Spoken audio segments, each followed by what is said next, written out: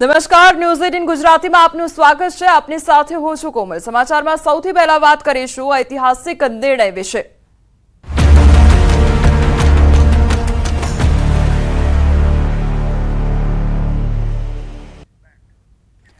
ગુજરાતમાં uniform civil કોડના અમલને લઈ મહત્વના સમાચાર સામે આવ્યા છે। યુસીસી લાગુ કરવા માટે રાજ્ય સરકાર દ્વારા મહત્વની જાહેરાત કરવામાં આવી છે। તો યુસીસીના અમલ માટે પહેલ કરનાર ઉત્તરાખંડ બાદ ગુજરાત બીજું રાજ્ય બનશે। મુખ્યમંત્રી ભૂપેન્દ્ર પટેલે પત્રકાર પરિષદ કરીને આ અંગેની જાહેરાત કરી છે। રાજ્યમાં વસતા તમામ નાગરિકોને સમાન હક અને અધિકાર મળે તે માટે સરકાર યુસીસી લાગુ કરવા જઈ રહી છે। ગુજરાતમાં કોમન સિવિલ કોડની આવશ્યકતા ચકાસવા અને કાયદા માટેનો મુસદ્દો તૈયાર કરવા સુપ્રીમ કોર્ટના નિવૃત્ત ન્યાયાધીશ રંजना દેસાઈની અધ્યક્ષતામાં કમિટી રચવાનો નિર્ણય કરવામાં આવ્યો છે। 5 સભ્યોની આ કમિટીમાં વરિષ્ઠ નિવૃત્ત આઈએએસ સીએલ મીણા તેમજ એડવોકેટ આરસી કોડેકર, આ ઉપરાંત પૂર્વ વાઇસ ચાન્સેલર દક્ષેશ ઠાકર, સામાજિક કાર્યકર ગીતાબેન શ્રોફનો સમાવેશ કરવામાં આવ્યો છે।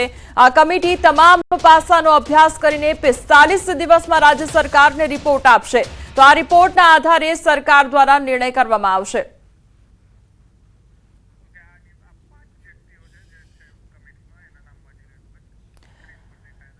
તો 5 એ સભ્યો કે જેમને કમિટીમાં સમાવેશ કરવામાં આવ્યો છે તે છે એડવોકેટ આરસી કોડેકર તેમજ ગીતાબેન શ્રોફ કે જેઓ સામાજિક કાર્યકર છે, તેમજ વાઇસ ચાન્સેલર ભૂતપૂર્વ વાઇસ ચાન્સેલર છે તે દક્ષેશ ઠાકરનો સમાવેશ કરવામાં આવ્યો છે, તેમજ વરિષ્ઠ નિવૃત્ત આઈએએસ અધિકારી સીએલ મીણાનો પણ સમાવેશ કરવામાં આવ્યો છે। આ સાથે રંजना દેસાઈની અધ્યક્ષતામાં આ કમિટીની રચના કરવામાં આવી છે। તો જસ્ટિસ રંजना દેસાઈ સુપ્રીમ કોર્ટના ભૂતપૂર્વ જજ છે અને તે 13 સપ્ટેમ્બર 2011 થી 29 ઓક્ટોબર 2014 સુધી સુપ્રીમ કોર્ટમાં જજ હતા। તો જસ્ટિસ રંजना દેસાઈ જમ્મુ અને કાશ્મીર પરના સીમાંકન આયોગના અધ્યક્ષ પણ રહી ચૂક્યા છે। 70ના દાયકામાં પ્રેક્ટિસ શરૂ કરનારા જસ્ટિસ દેસાઈ સુપ્રીમ કોર્ટ પહેલા બોમ્બે હાઈકોર્ટના જજ પણ રહી ચૂક્યા છે।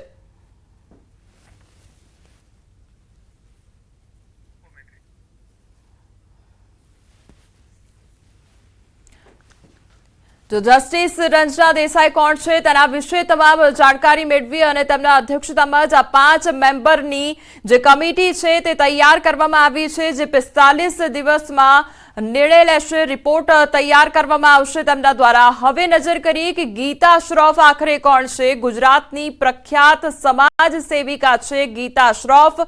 તેમણે વર્ષ 1989 થી મહિલાઓના ઉત્થાન માટે કામગીરી શરૂ કરી છે।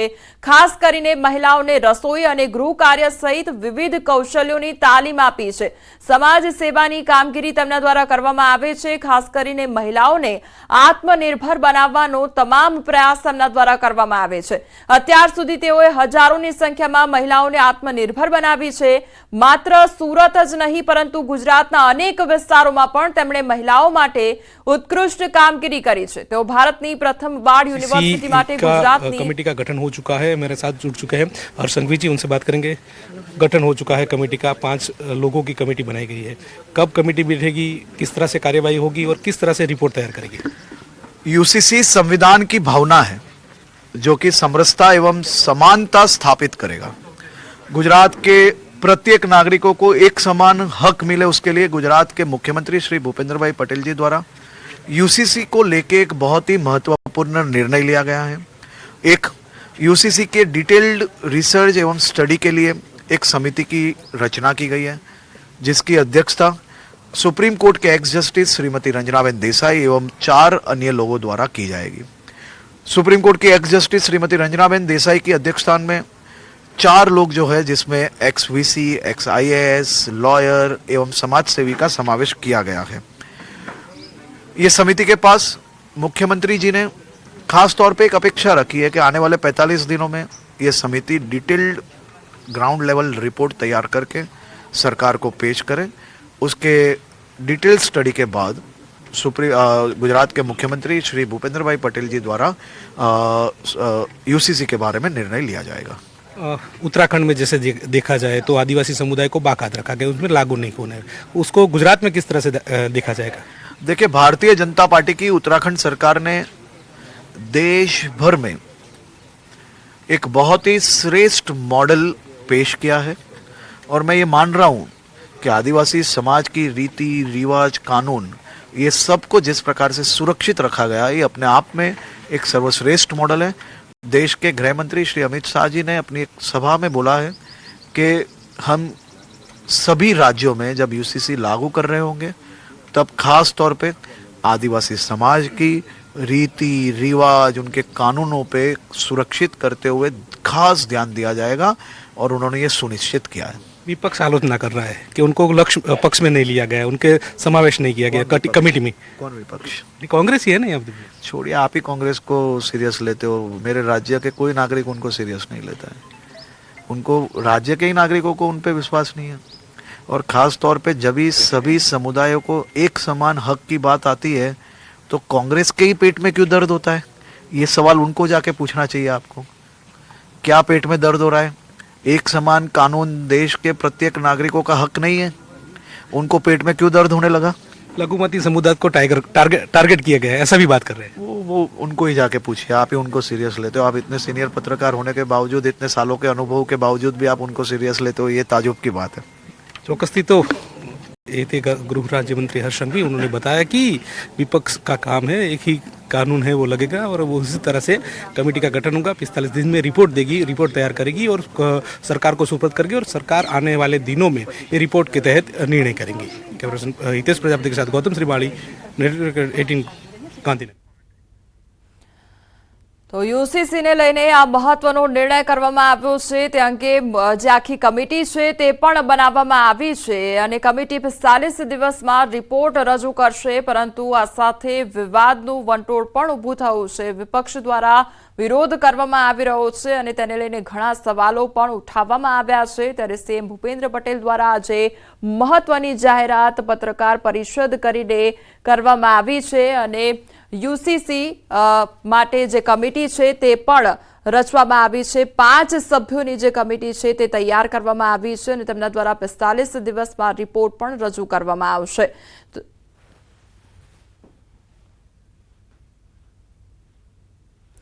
राज्य सरकार द्वारा यूसीसी कमिटीनी रचना करवामां आवी छे। आ कमिटीमां सूरतना दक्षेश ठाकरनो समावेश करवामां आव्यो छे, जेओ छेल्ला 40 वर्षथी शिक्षण विभाग साथे संकળાયેલા છે। તેમણે જણાવ્યું છે કે આ કાયદાથી સમાજને મોટો ફાયદો થશે।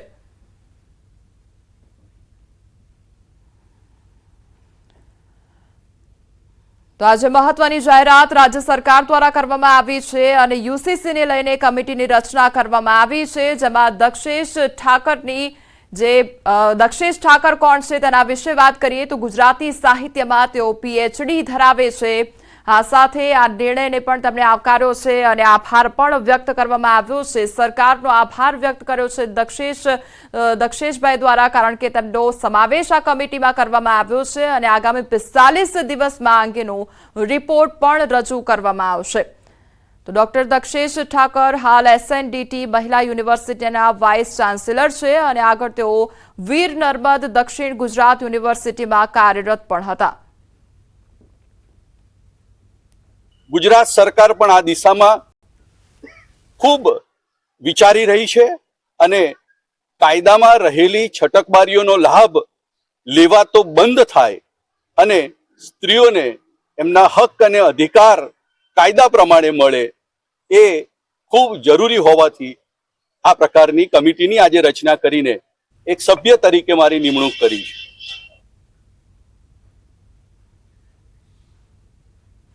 तो समाचारमां हवे आगळ वधीए तो राज्यमां फरी आवशे ठंडीनो राउंड અને આગામી 24 કલાકમાં વધશે ठंडीનું જોર।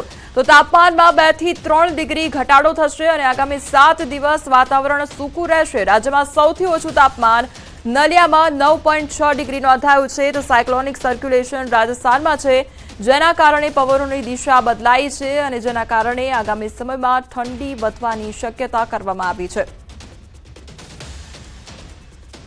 आज का फोरकास्ट जो है आने वाला अगले 7 दिन तक मौसम ड्राई रहेगा और लघुत्तम तापमान जो है इसमें fall 2 to 4 degree centigrade next 24 hour में, और उसका आगे 2 से 3 डिग्री सेंटीग्रेड टेम्परेचर राइज होगा, ग्रेजुअल राइज होगा।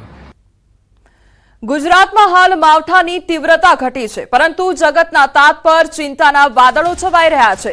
આગાહીકાર અંબાલાલ પટેલે મોટી આગાહી કરી છે અને તેમના મતે વાદળછાયું વાતાવરણ રહેશે। જો કે તે બાદ જે વાતાવરણ કરવટ બદલશે તે પણ ચોંકાવનારું રહેશે।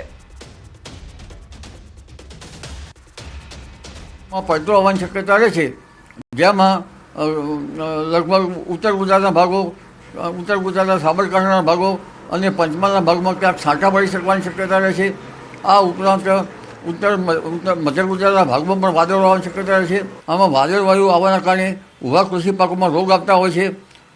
તેમજ અન્ય બાબતોમાં જોવા જઈએ તો લગભગ ફેબ્રુઆરીના અંતમાં પણ એક મધ્યમ કક્ષાનો પશ્ચિમ વિક્ષોભ આવવાની શક્યતા રહેતા ફેબ્રુઆરીના અંતમાં પુનઃ કોઈ ભાગમાં વાદળવાયુ કે છાંટા પડવાની શક્યતા રહેશે। માર્ચ એપ્રિલમાં પણ હવામાનમાં પલટો આવતા કેટલાક ભાગમાં કમોસમી વરસાદ થવાની શક્યતા રહેશે। તો બીજી તરફ અંબાલાલે ગરમી અંગે પણ આગાહી કરી છે। તેમના દ્વારા ગરમીને લઈને પણ આગામી સમય માટે આગાહી કરવામાં આવી છે। આ વખતે લગભગ ગરમી પણ પડવાની શક્યતા રહેશે અને ગરમીની શરૂઆત માર્ચ માસથી થવાની શક્યતા રહેશે। માર્ચ માસમાં મહત્તમ ઉષ્ણતામાન કેટલાક ભાગમાં 38 ડિગ્રી સેલ્સિયસ કે 39 ડિગ્રી સેલ્સિયસ જેવું થઈ જવાની શક્યતા રહેશે અને મે માસમાં મહત્તમ ઉષ્ણતામાન કોઈ ભાગમાં 44-45 ડિગ્રી સેલ્સિયસ જેવું થવાની શક્યતા રહેશે। જ્યારે રાજસ્થાનના ભાગમાં મહત્તમ ઉષ્ણતામાન 49 ડિગ્રી સેલ્સિયસ જેવું પણ થવાની શક્યતા રહેશે। આગામી ચોમાસું જો લો પ્રેશરો સાનુકૂળ એક પછી એક બનશે તો જ સારો વરસાદ આવી શકવાની શક્યતા રહેશે। બાકી વેપાર વાયુનું જોર, તેજ પવનનું જોર અને આફ્રિકાથી ચીન સુધીનું હવામાન જે છે એ પેટર્નમાં કંઈક ફેરફાર થવાની શક્યતા રહેશે।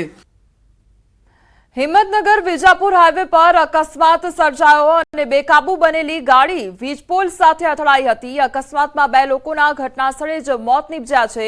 ગાડીમાં સવાર અન્ય 2 લોકોને ગંભીર ઈજાઓ પહોંચી છે। ઈજાઓ થતા સારવાર અર્થે ખસેડવામાં આવ્યા છે। ઘટનાને પગલે લોકોના ટોળે-ટોળા ઉમટી પડ્યા હતા। ગ્રામ્ય પોલીસ ઘટના સ્થળે પહોંચી તપાસ હાથ ધરી છે। વિજાપુર હાઈવે પર અકસ્માત સર્જાયો હોવાની આ ઘટના સામે આવી છે, જેમાં 2 વ્યક્તિઓના મોત નીપજ્યા છે। સંવાદદાતા ઈશાન અમારી સાથે જોડાઈ ગયા છે। ઈશાન, વિજાપુર હાઈવે પર અકસ્માત સર્જાયો છે, કયા પ્રકારની પરિસ્થિતિ સર્જાઈ હતી, અત્યારે શું અપડેટ? ચોક્કસ હિંમતનગર વિજાપુર જે સ્ટ્રીટ હાઈવે છે સ્ટ્રીટ હાઈવે ઉપર આજે એક અકસ્માત સર્જાયો હતો।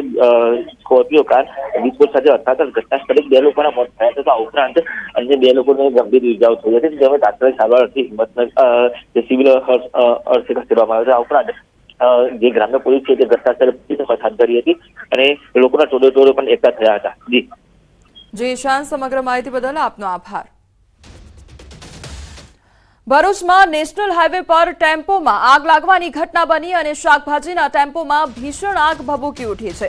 ભરૂચ નેશનલ હાઈવે નંબર 48 પર નબીપુર નજીક આગની ઘટના બની। વડોદરાથી ભરૂચ તરફ આવતા શાકભાજીના ટેમ્પોમાં આગ લાગી હતી। ટેમ્પોમાં અચાનક આગ લાગતા અફરાતફરી મચી ગઈ હતી। સદનસીબે કોઈ જાનહાનિ સર્જાઈ નહીં અને ડ્રાઈવરનો આબાદ બચાવ થયો છે।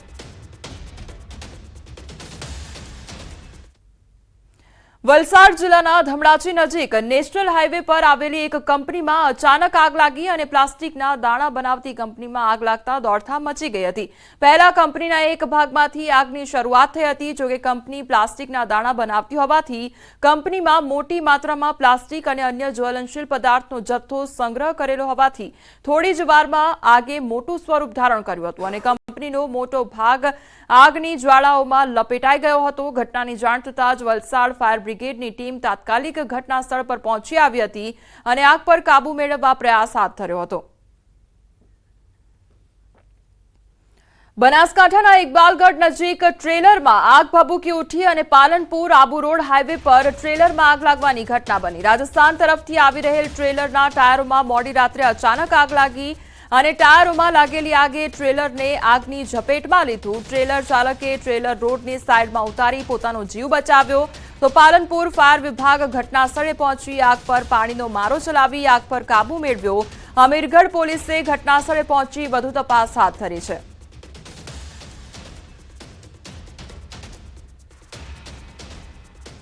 તો આ તરફ હવે દ્વારકાની વાત કરવામાં આવે તો દ્વારકામાં પણ દબાણની કામગીરીને લઈને હાલ સૌથી મોટા સમાચાર સામે આવી રહ્યા છે. વકફ બોર્ડને હાઈકોર્ટ તરફથી મોટો ઝટકો પ્રાપ્ત થયો છે. ડિમોલેશન અંગેની અરજી ફગાવી દેવામાં આવી છે. તો ગૌચર જમીન પર દબાણો દૂર કરવાનો રસ્તો સાફ કરવામાં આવ્યો છે. ગૌચર જમીન પર આવેલા ધાર્મિક દબાણો દૂર કરવામાં આવશે અને દ્વારકામાં ડિમોલેશન મામલે મોટા સમાચાર સામે આવ્યા છે. તો વકફ બોર્ડને હાઈકોર્ટ તરફથી મોટો ઝટકો પ્રાપ્ત થયો છે. સમાચારમાં આગળ વધીએ તો રાજકોટના મોરબી રોડ પર થયેલા દબાણો કલેક્ટર તંત્ર દ્વારા દૂર કરવામાં આવ્યા છે. રાજકોટના ગ્રીનલેન્ડ ચોકડી નજીક સરકારી જગ્યા પર દબાણો દૂર કરવામાં આવ્યા હતા અને આ તમામ દબાણ કલેક્ટર તંત્ર દ્વારા દૂર કરવામાં આવ્યા છે. કારખાના તેમજ 4 ઓરડી અને નર્સરી સરકારી જગ્યામાં ઊભી કરવામાં આવી હતી. તે તમામ ગેરકાયદેસર દબાણો કલેક્ટર તંત્ર દ્વારા હટાવવામાં આવી. અંદાજિત 40 કરોડ રૂપિયાની જમીન ખુલ્લી કરવામાં આવી છે.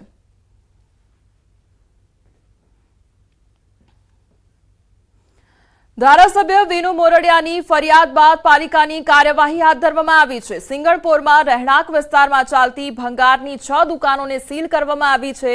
ઉલ્લેખનીય છે કે કતારગામ ઝોન સહિત શહેરના અનેક વિસ્તારોમાં ભંગારની પ્રવૃત્તિ સ્થાનિક રહીશો માટે ન્યુસન્સ સમાન સાબિત થઈ છે.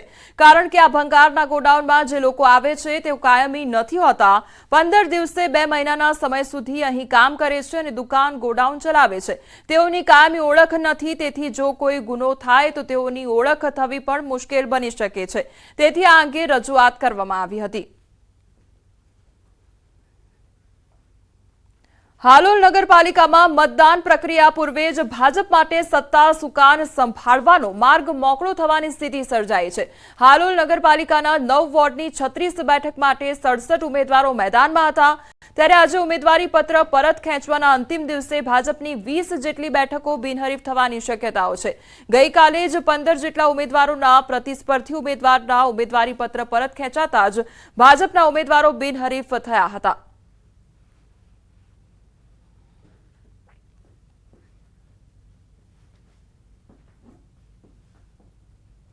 સમાચારોમાં આગળ વધીએ તે પહેલા રોકાઈશું એક બ્રેક માટે.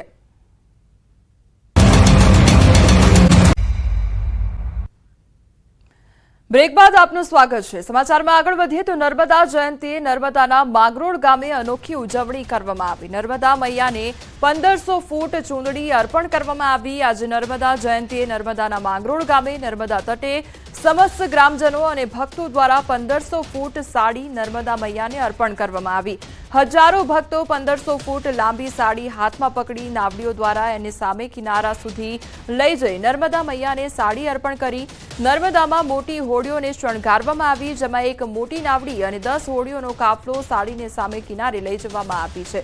તો નગરમાં ભવ્ય શોભાયાત્રા બાદ નર્મદા પૂજન, કન્યા પૂજન, સાડી પૂજન બાદ આરતી પૂજન કરવામાં આવ્યું. નર્મદા મૈયાને સાડી અર્પણ કાર્યક્રમમાં સમસ્ત માંગરોળ ગામ જોડાયું.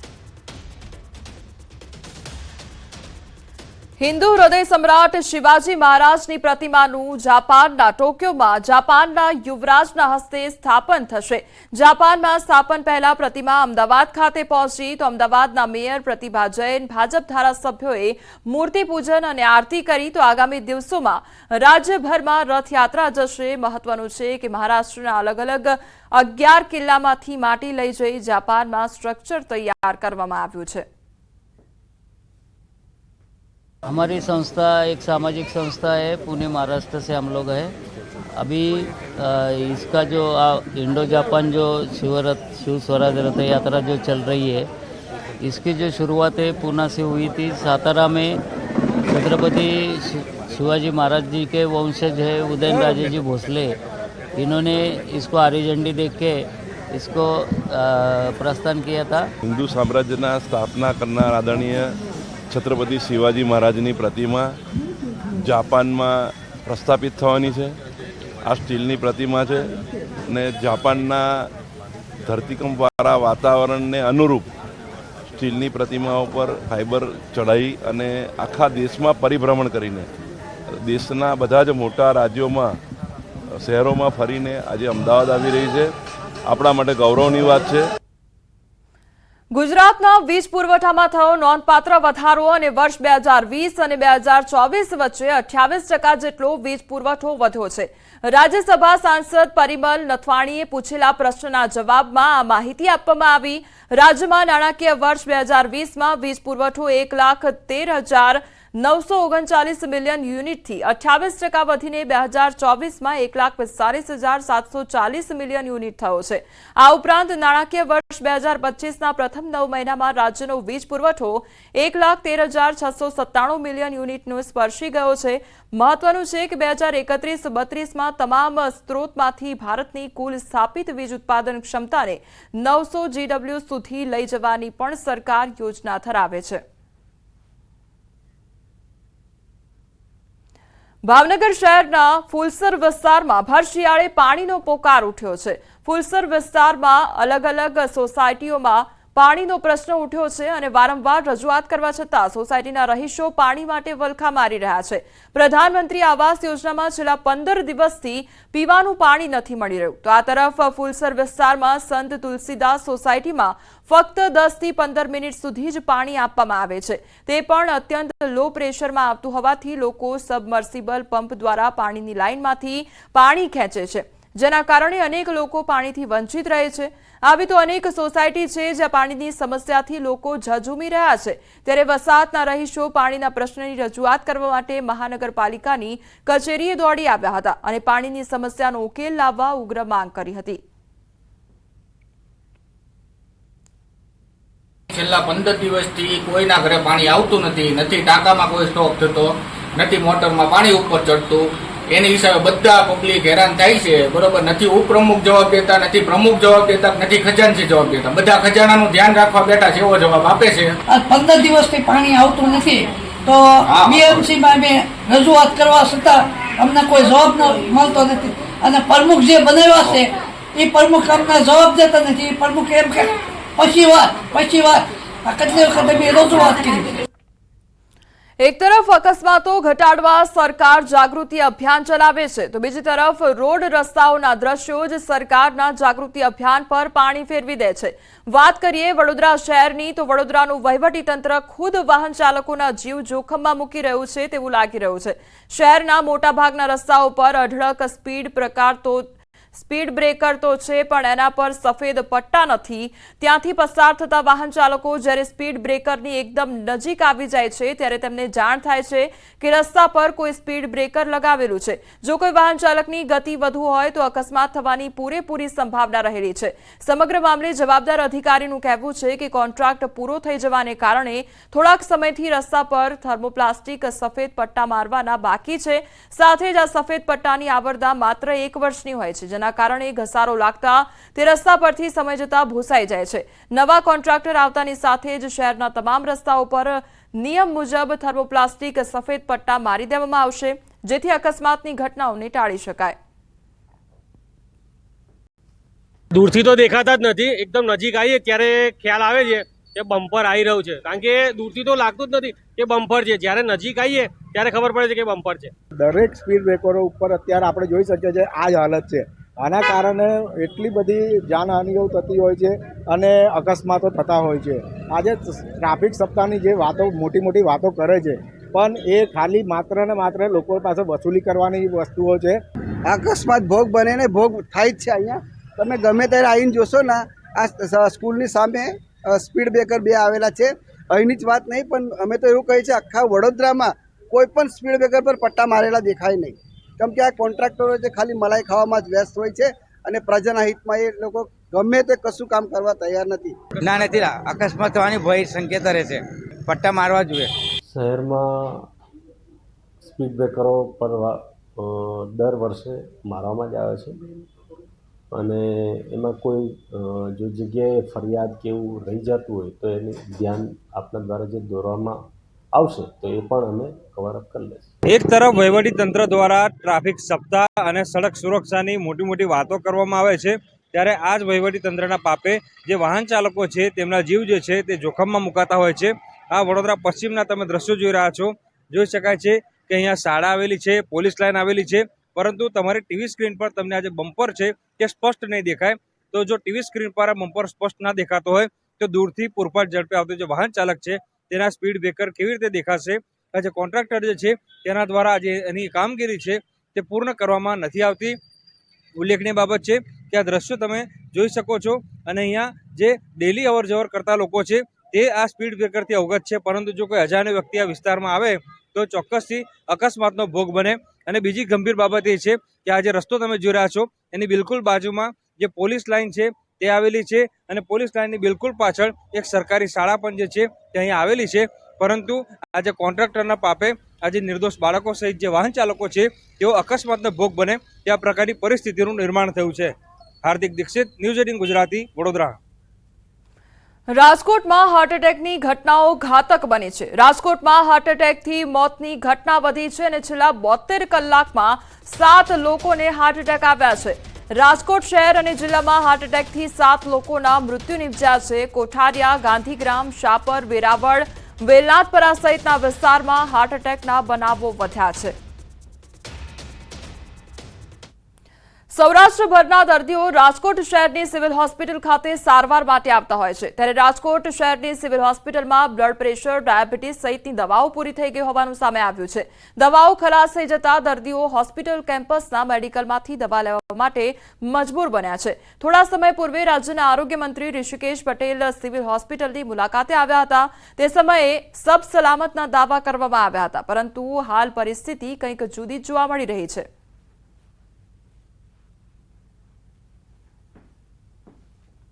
હાલ સમાચારોમાં બસ આટલું જ. વધુ સમાચાર માટે આપ જોતા રહો ન્યૂઝ 18 ગુજરાતી. નમસ્કાર.